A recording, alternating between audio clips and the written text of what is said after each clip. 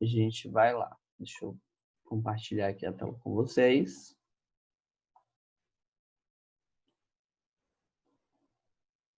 Tá todo mundo vendo o livro?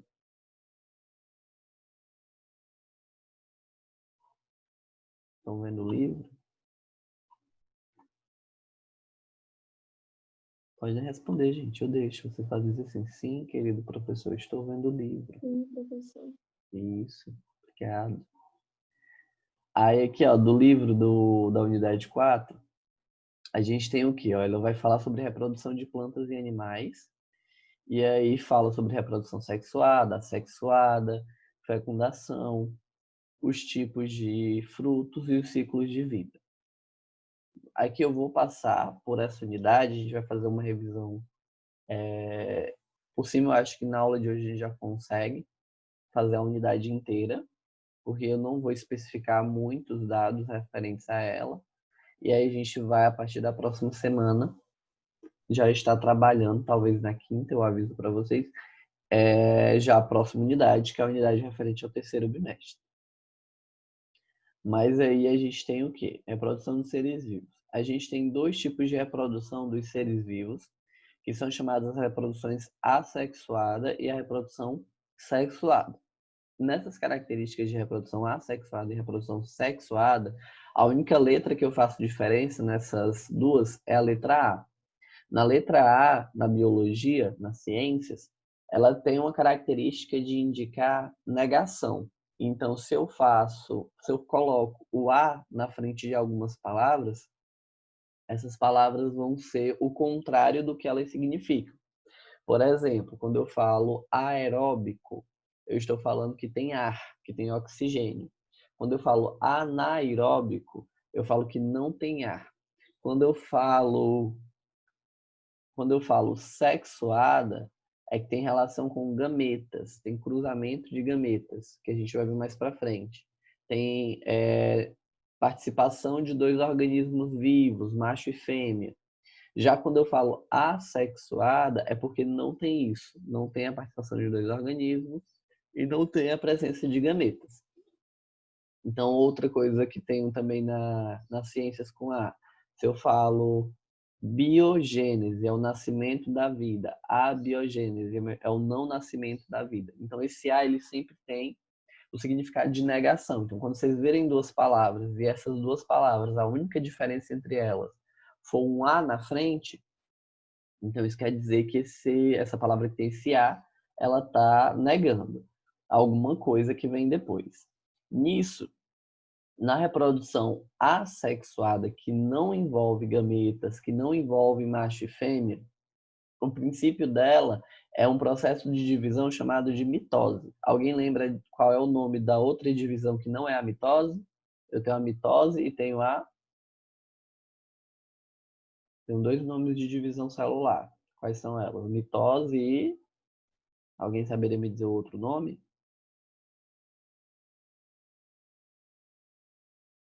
Ninguém.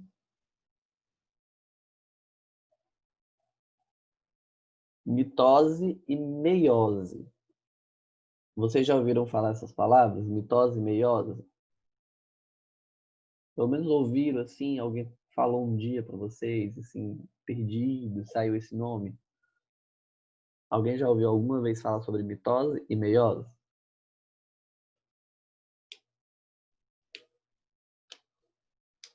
Certo. Participação, ó, tá ótima. Bora com falar, gente. Eu sei que tá cedo, tá, são 8, mas participar também é importante. Então, mitose e meiose. A mitose e a meiose são divisões celulares. Como assim? Eu tenho uma célula e essa célula vai se dividir. Essa célula é única e ela vai se dividir em duas diferentes ou duas iguais. Quando eu tenho uma célula única que ela se divide em duas iguais a ela, é chamado de divisão mitose. A divisão dela é a mitose. Já quando eu tenho uma célula que ela se divide e fica metade metade, essa divisão é chamada de meiose. Por isso que é meio, de metade. Então, mitose, uma célula se divide em duas iguais a ela, e meiose, uma célula se divide em duas, metade dela. Nesse processo da reprodução assexuada, eu tenho a mitose, que a mitose é aquela que se divide igual. Então, eu tenho que essa divisão ela vai fazer com que na hora que eu divida meu organismo, ele seja igual tanto desse lado quanto desse. Isso acontece, por exemplo, aqui com os paramécios, que é esse organismo vivo aqui, que ele vai se duplicando internamente. Quando ele se duplica ao ponto de os dois lados dele estarem iguais, as duas pontas dele estarem com as mesmas características, é quando acontece o processo de divisão, de mitose. E ele vira dois paramécios completamente iguais. Então, reprodução assexuada acontece por meio de mitose. Eu não tenho participação de gameta masculino e feminino. Eu não tenho macho e fêmea nesse processo. E eu só tenho a duplicação e, por fim, a divisão. Nos organismos unicelulares, que são constituídos apenas por uma célula, como protozoários, algas e alguns fungos, o dividir-se por mitose é o mesmo que reproduzir, de reproduzir-se. Já nos organismos multicelulares, pluricelulares, que têm muitas células como nós, seres humanos, a mitose não resulta em reprodução, que é o nosso caso. Nós fazemos mitose, as nossas células fazem mitose, mas nós não nos reproduzimos através de reprodução assexuada.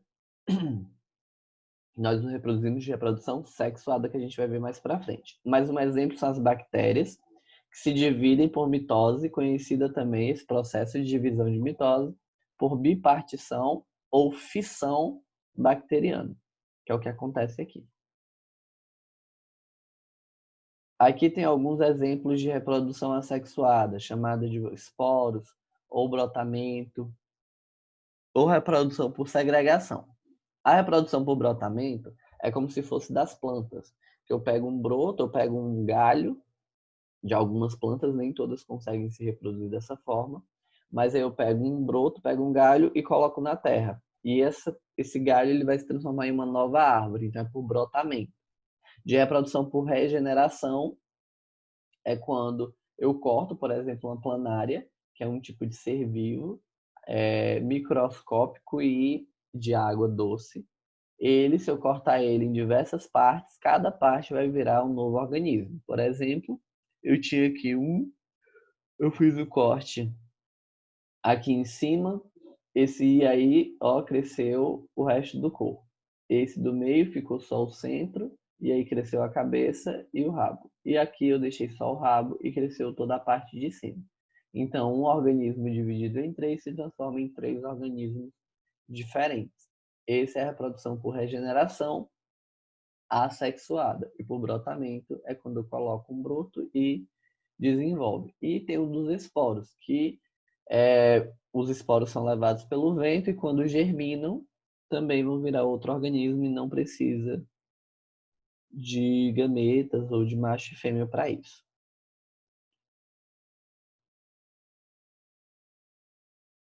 Isso aqui é a reprodução vegetativa que eu já falei. Reprodução sexuada, que é o contrário da reprodução assexuada. Já a reprodução assexuada, ela ocorre por meio da meiose, que é o contrário da mitose. Então, a gente tem duas células, uma célula, que essa célula vai se dividir em duas. Essa célula vai se dividir em duas e cada célula vai ser a metade da célula mãe. Então, eu tenho uma célula grande, uma primeira célula, e essa primeira célula, ela vai se dividir em duas células.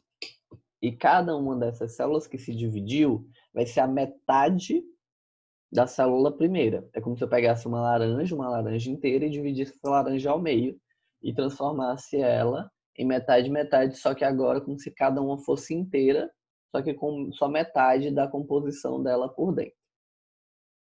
Nisso, eu tenho que, para a meiose, eu vou formar gametas. Quais são os gametas masculino e feminino? Qual é o gameta masculino e qual é o gameta feminino? nos seres humanos, por exemplo. Lá no processo da fecundação, qual o gameta masculino e qual o gameta feminino? O gameta feminino é o óvulo e o gameta masculino é o...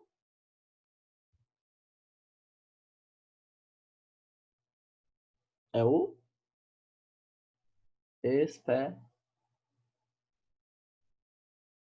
Vai, vocês conseguem. Eu sei que vocês conseguem. O gameta feminino é o óvulo e o gameta masculino é o Espermatozoide. espermatozoide. Muito bem. Então, eu tenho dois gametas, o masculino e o feminino. O masculino é o espermatozoide e o feminino é o óvulo. No momento da fecundação, o processo da fecundação, o espermatozoide ele entra no óvulo e eles formam um embrião. Só que para o espermatozoide poder entrar no óvulo e eles juntos formarem uma célula, eles não podem ser células inteiras, porque senão elas seriam o dobro. É como se eu pegasse uma laranja e tentasse encaixar com outra laranja. Não dá. Então, por isso que eles têm que ser metade, para poder a metade de um encaixar com a metade do outro. Por isso que nossas células, no momento do nosso desenvolvimento lá na barriga da nossa mãe, na hora que vai formar o espermatozoide e formar o óvulo, em vez do processo que acontece ser a mitose, que eles vão ser iguais, eles fazem o processo de meiose, que eles vão ser só a metade. Porque na hora da fecundação, eles precisam ser metade, metade para poder formar um inteiro. Então, na reprodução sexuada, eu não tenho uma divisão da mitose, eu tenho uma divisão que é chamada de meiose, para poder a reprodução sexuada acontecer. Nisso, quando há a fusão do gameta feminino com o gameta masculino, eu tenho a formação do zigoto e depois, posterior desenvolvimento para um embrião, para desenvolver para um feto e assim sucessivamente. Então, aqui eu tenho um espermatozoide, que é a metade do material genético, e eu tenho um óvulo, que é a outra metade do material genético, que foi desenvolvido a partir da meiose das células da mulher e meiose das células do homem. Esse processo do espermatozoide com o óvulo, a fecundação desses dois gametas, formam o zigoto. Esse zigoto que já juntou duas células metades, ele vai sofrer várias mitoses, em que ele vai multiplicar em várias células iguais a ele, e esse processo de mitoses constantes, muita mitose, mitose, mitose, mitose, ele vai formar outro organismo vivo, outro homem e outra mulher. E aí se torna um ciclo.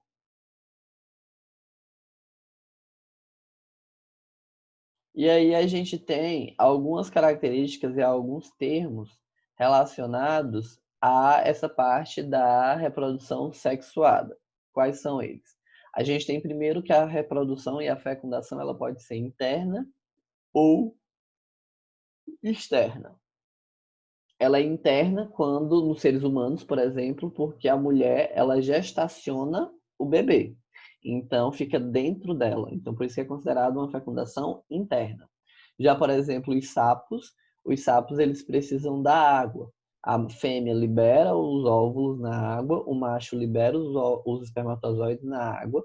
A água que faz o trabalho de juntar o espermatozoide e o óvulo, e dali os girinos vão se desenvolver. Então, nesse caso, a gente tem aí a fecundação externa, em que tudo acontece fora do corpo. E a interna, tudo acontece dentro do corpo. Sexo, cópula e acasalamento, que são referentes ao mesmo termo, que acontece na reprodução sexuada, que é a relação sexual entre o macho e a fêmea, que acontece em todos os organismos vivos que fazem reprodução sexuada.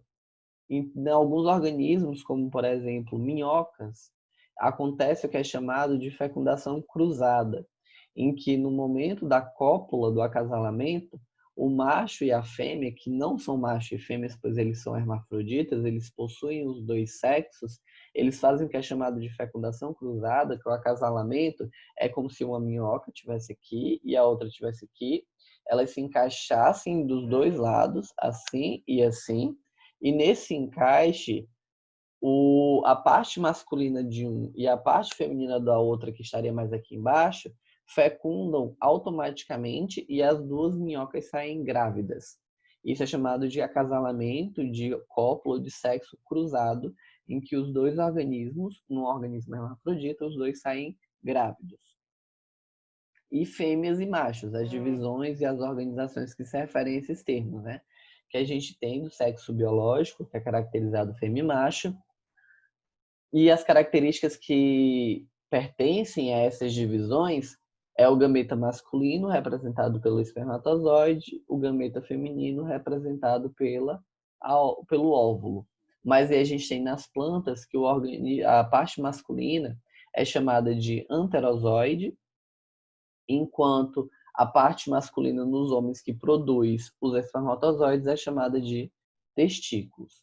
Já na mulher, a gente tem que a parte feminina responsável pela produção dos óvulos são os ovários, enquanto nas plantas são as oosferas. Aqui tem uma imagem, ó, de um óvulo e dos espermatozoides tentando entrar no óvulo. Aqui, essa parte branquinha aqui, essas minhoquinhas, são vários espermatozoides tentando entrar no óvulo e o óvulo em si, feminino, liberado pelo ovário. A gente tem outras características que envolvem essa temática, que é o dimorfismo sexual e o hermafroditismo. O hermafroditismo, eu já falei para vocês, que é quando um organismo ele possui dois sexos, tanto o sexo masculino quanto o sexo feminino.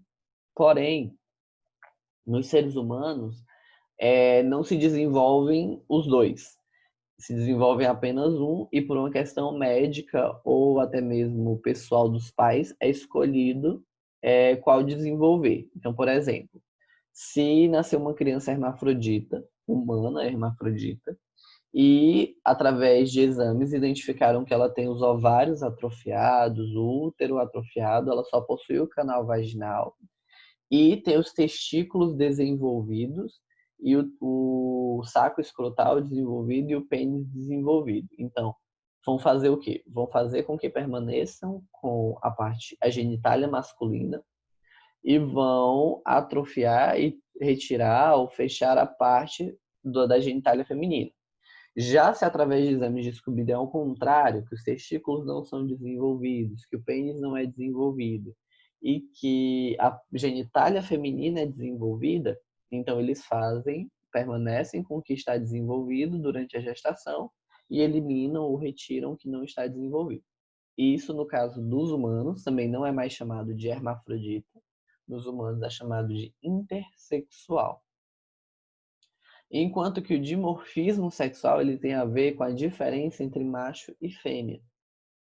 Que existem machos que têm características diferentes das fêmeas. E isso, na natureza, é importante para você conseguir diferenciar. Por exemplo, o leão e a leoa. O leão ele possui aquela juba ao redor da cabeça dele, enquanto a leoa não. Então isso já é considerado um dimorfismo sexual. O boi possui chifres, a vaca não. Ou então o tamanho dos chifres do boi é maior do que o tamanho dos chifres da vaca. Isso também é considerado dimorfismo sexual. Aranhas, tem espécies de aranhas que são grandes, as fêmeas são muito maiores do que os machos. Isso também é chamado de dimorfismo sexual. É quando o sexo feminino ou o sexo masculino eles se diferem muito, sendo da mesma espécie, eles são diferentes. Você consegue identificar quem é o macho, quem é a fêmea, só olhando. Até agora, alguma pergunta? Alguma dúvida relacionada ao que eu falei? Reprodução assexuada, reprodução sexuada, hermafroditismo, dimorfismo sexual, mitose, meiose. No final eu faço perguntas e vou ganhar ponto quem conseguir responder. Prestem atenção, façam perguntas se tiver com dúvida.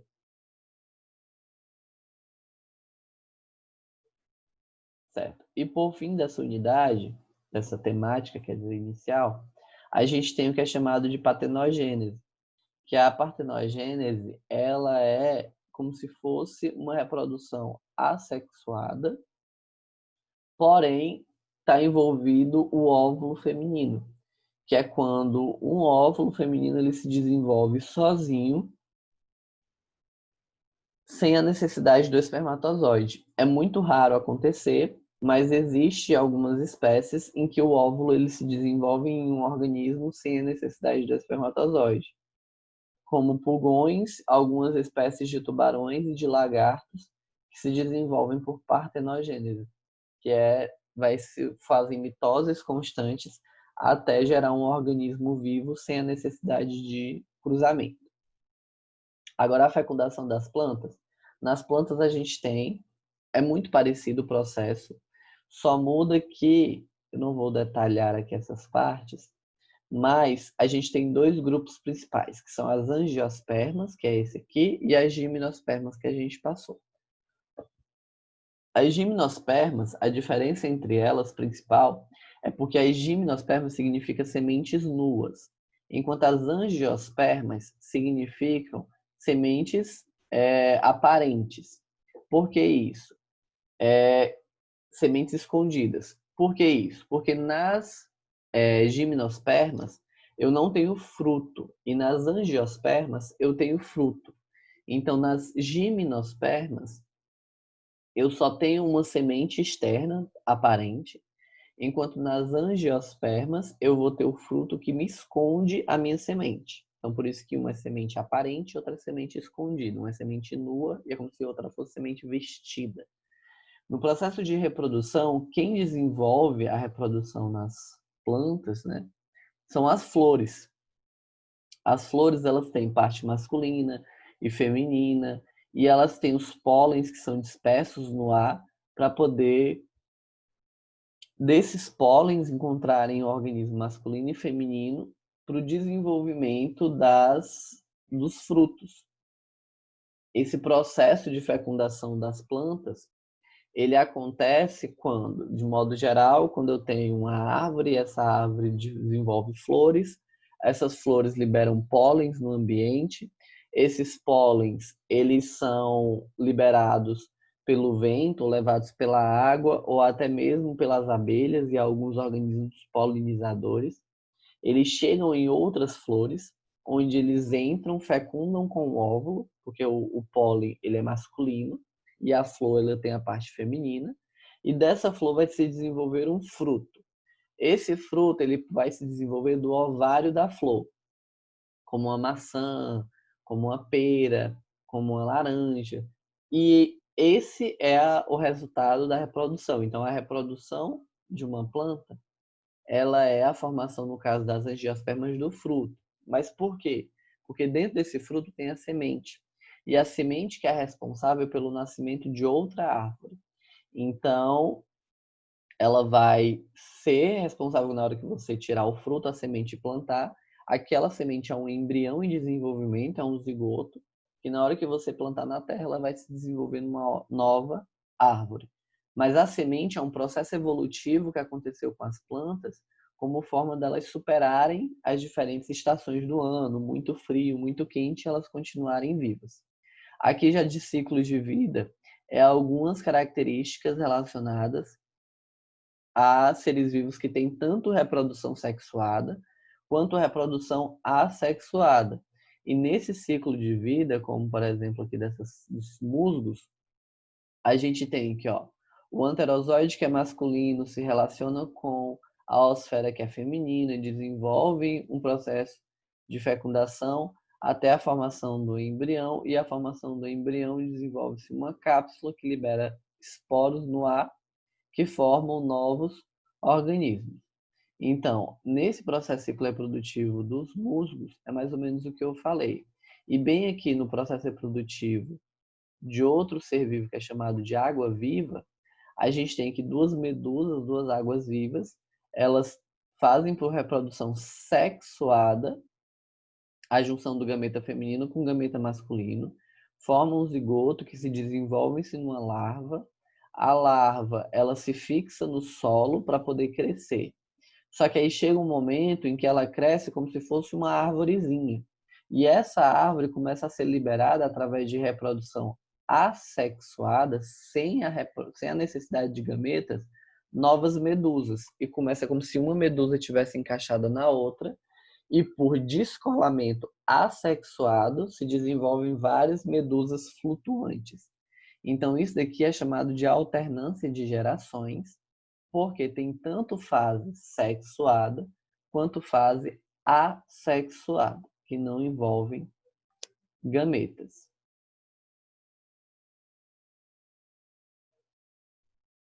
Depois dessa parte dos ciclos de vida, a gente só tem algumas doenças relacionadas também que entram como um ciclo intermediário.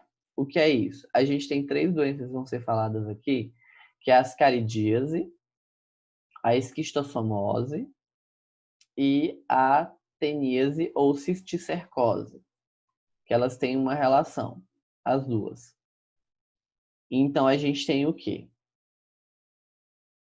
A ascaridíase, vamos aqui para esse ciclo, ela é causada pela Ascaris lumbricoides, que é o nome do organismo, e ela tem um ciclo de vida intermediário dentro do nosso corpo. Ela é ingerida através de alimentos contaminados com o ovo da Ascaris lumbricoides. Aqui a gente tem, por exemplo, a casca, o embrião, que é a lombriga, e quando a gente come algum alimento contaminado, que tem ovos dessa lombriga, esse ovo ele vai entrar no nosso organismo e vai ficar instalado, depois que o ovo quebrar, ele vai ficar instalado no nosso intestino delgado. E aí, a partir do nosso intestino delgado, ele vai começar a se alimentar das nosso sangue, dos nossos alimentos digeridos. E ela provoca cansaço, dores abdominais, emagrecimento, porque ela se alimenta das comidas que a gente está se alimentando. A grande quantidade de vermes pode acontecer também a obstrução intestinal, que é isso. Lá no seu intestino delgado é como se fosse um cano. Quando ela começa a se multiplicar demais, elas começam a ficar emboladas no mesmo lugar até gerar uma bola de lombriga. E essa bola ela pode interromper a passagem do alimento ou a passagem sanguínea e fazer com que haja uma obstrução, que é um interrompimento da passagem. Essa obstrução pode causar dores ainda mais fortes e às vezes ser necessário cirurgia para poder tirar as lombrigas. A outra doença é a esquistossomose, que é causada pelo esquistossoma mansoni, que tem dimorfismo sexual, que o macho ele é muito grande e a fêmea ela é menor e vive dentro do macho. Ela causa a doença chamada barriga d'água, e o ciclo de vida do esquistossoma é principalmente dentro da água contaminada, que é quando tem água perto de esgoto. E aí, dentro da água, tem, às vezes, alguns caramujos ou caracóis, que é um hospedeiro intermediário para o esquistossoma. Então, eu tenho uma cercária, que é uma larva, que ela, às vezes, pode estar vivendo dentro de um hospedeiro e vai entrar para dentro de você, às vezes, por feridinhas que você talvez tenha no pé, ou pela ingestão dessa água que não foi bem filtrada ou bem fervida. E aí o esquistossoma acaba também se desenvolvendo dentro do seu organismo. Outra, e por fim a última doença, é a teníase, que é também conhecida como solitária, e ela é causada pela tênia, que é chamada também de cisticercos, por isso que é cisticercose. As tênias, elas conseguem chegar até 2 metros de comprimento dentro do nosso organismo, dentro do nosso intestino delgado. E elas, cada plaquinha que elas têm aqui no corpo dela, são ovos. Então, toda vez em que um animal que é contaminado por ela, que normalmente é encontrado em carne de porco, ele está contaminado, estes quadrinhos eles estão presentes no organismo, na carne, no sangue deste porco. Por isso que diz que carne de porco ela tem que ser bem cozida, ou bem assada, ou bem frita, para matar tudo que tem dentro. Até mesmo, às vezes, é recomendado que a carne de porco seja até escaldada antes mesmo de ser feita, se for um processo mais rápido que for fazer com ela, uma fritura mais rápida, pode ser que não cozinhe completamente, então é necessário que seja realizada um escaldado antes, alguma coisa para eliminar qualquer tipo de organismo vivo que tenha dentro dela. Porque caso comamos essa carne contaminada, a gente pode obter a tênia, né? Ingerir a tênia, os ovos dela, elas vão se desenvolver no nosso organismo e pode até nos matar, dependendo do nível que ela já chegou, já que ela pode chegar até 2 metros de comprimento, certo? A gente encerrou o conteúdo por aqui da unidade, como eu falei para vocês que eu ia encerrar. Eu quero que todos entrem novamente, eu vou mandar um novo link para o grupo, porque esse daqui já está encerrando. E eu vou fazer perguntas na próxima chamada e fazer a chamada. Eu não vou fazer a chamada agora. Vou fazer a chamada de vocês, quem ficou presente até o final da aula, no próximo link. Então, entre em todo mundo. Eu vou encerrar essa aula aqui e mandar o link lá no grupo de novo.